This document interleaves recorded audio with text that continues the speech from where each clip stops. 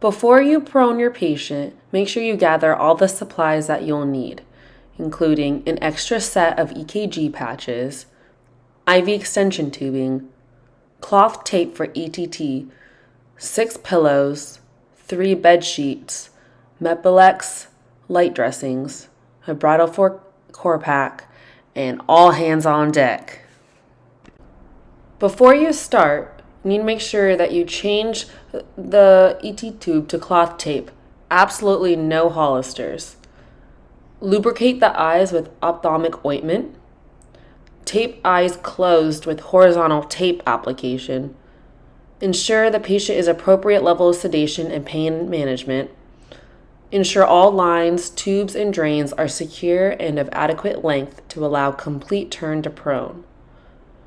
And empty the ileostomy/colostomy bag. The steps for a safe pronation of a ventilated patient is follows. Number 1, assess for absolute and relative contraindications and discuss as needed with the intensivist. We will discuss this later in the episode. Number 2, disconnect tube feeds and unused lines.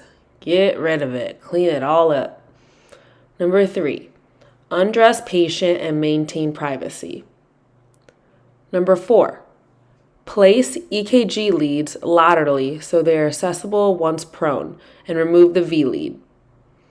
Number 5, and this is super important, that's why I have it capitalized. Respiratory therapy or a designee that you assign at the head of bed is responsible for the airway at all times. They're the ones that call the shots.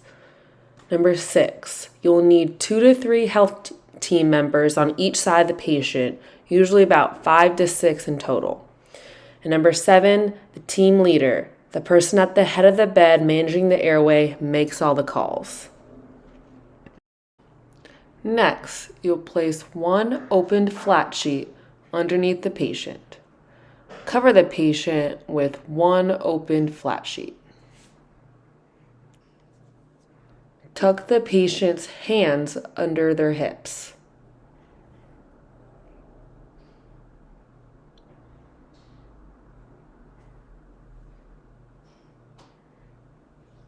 And place pillows on their chest, pelvis, and shins.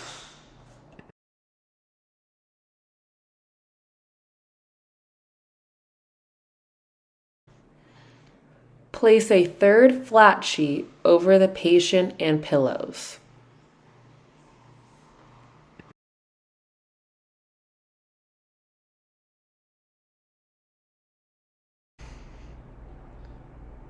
Wrap the patient in the 3 sheets as tightly as possible.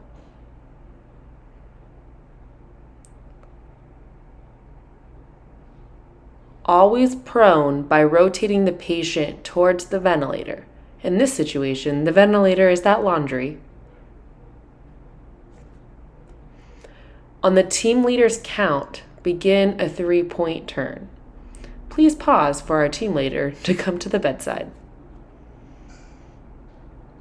Pause at each point to ensure patient safety prior to continuing.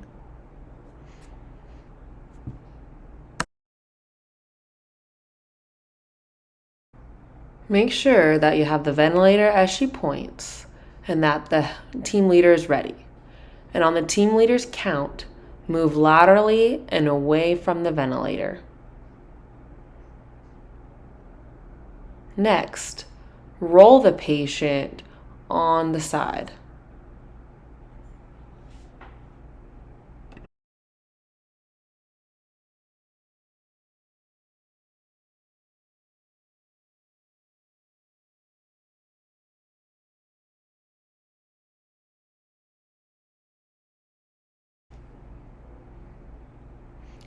And for the final turn, you prone the patient.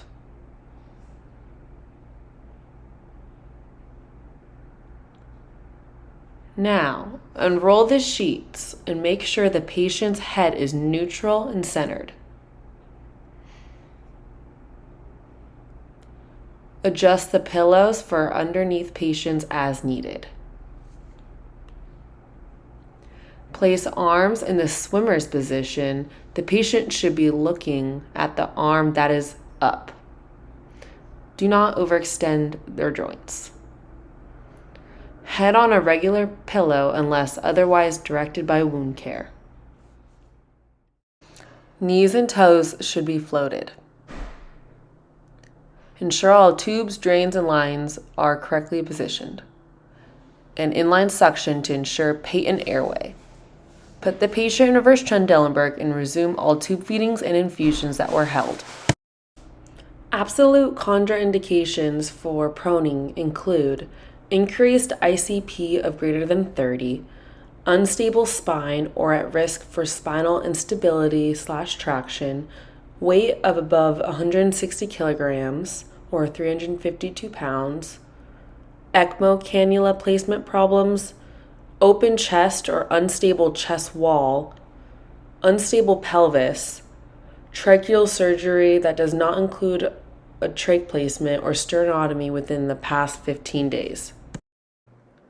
The relative contraindications that should be discussed with the intensivist if benefits outweigh the risks are a recent trach within the past 72 hours. Anything less than 72 hours, you must defer to surgeon for approval. A bifurcated ETT or difficult airway intubation. Anterior burns of greater than 20% body surface. Pregnancy, which is dependent on the gestation. Open abdomen or increased intra-abdominal pressure. Wound with moderate risk of dehiscence. Severe facial trauma. Bronchopleural fistula. Freshly placed PPM within past 48 hours. And all VADs require a cardiothoracic surgeon approval. The ongoing assessment of a prone patient is Q2-hour assessments of level of sedation and pain management per standard of practice and as needed before, during, and after proning or supining. Q2-hour vascular assessment of upper extremities during repositioning. And lastly, Q4 skin assessment including under devices. Some additional MD orders to consider are the duration of the prone, which is typically 16 to 18 hours, duration of supine, which is typically 6 to 8 hours, ABG timing, tube feeds and getting that order to bridle the tube, ophthalmic ointment, GI motility agent if not included in any other order set, and a wound ostomy team eval and treatment. And lastly, emergency management. In case of patient coding, begin CPR and chest compressions with patient in the prone position. Compressions should be performed at the level of T7, which is the inferior angle of the scapula. And CPR should continue in the prone position until patient can be safely turned to supine, ROSC is achieved, or the patient expires.